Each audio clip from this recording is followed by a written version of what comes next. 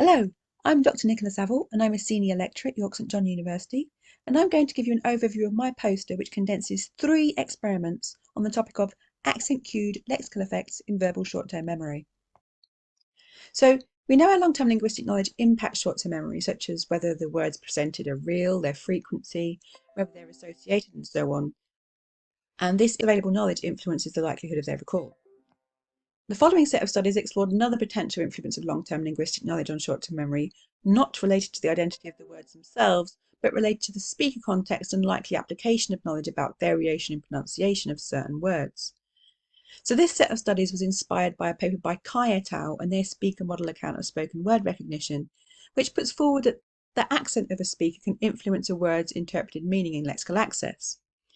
And what I wanted to do was apply this idea to a verbal short-term memory context. On the basis that accent might guide actual recognition of the word, I want to test the effects of accent that might not fit with the perception of the accent of the speaker that's currently speaking. So I'll take you straight to the manipulations that we used and relate these to the hypotheses. So what these experiments took advantage of is the fact that the vowels of certain words tend to change between different regional accents. For instance, I would tend to say the word glass instead of glass. Both pronunciations would be highly familiar to my participants based in Yorkshire, but glass would be incongruent based on my regular accent. And what I wanted to know is if pronunciations that are not congruent with the current speaker model, but perfectly acceptable pronunciations that will be available in long-term memory, whether this speaker knowledge would affect short-term memory and disrupt recall in those contexts.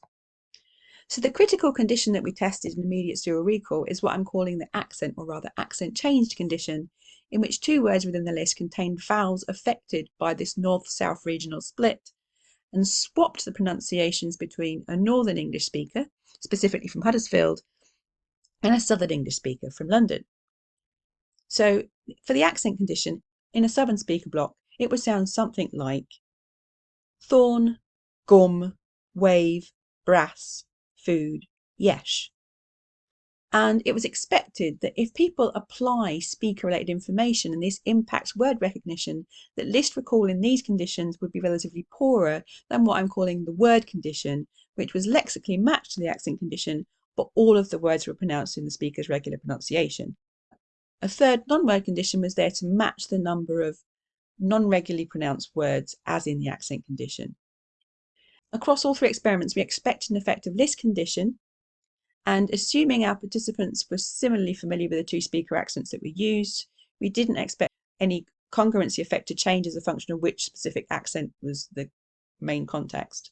So no effect of speaker interaction. And this is exactly what we found. First in a lab-based experiment, and then in an online pre-registered replication. We also added a third experiment, which had all the same conditions, but an additional pitch manipulation control to discount the likelihood that the decline for the accent manipulation was simply due to some kind of distraction or attentional effect related to oddness of the stimuli somehow. And this worked.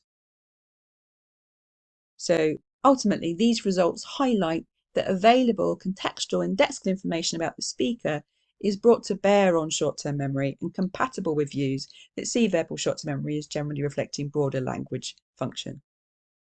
I look forward to speaking through this at more leisure at the poster session. See you then.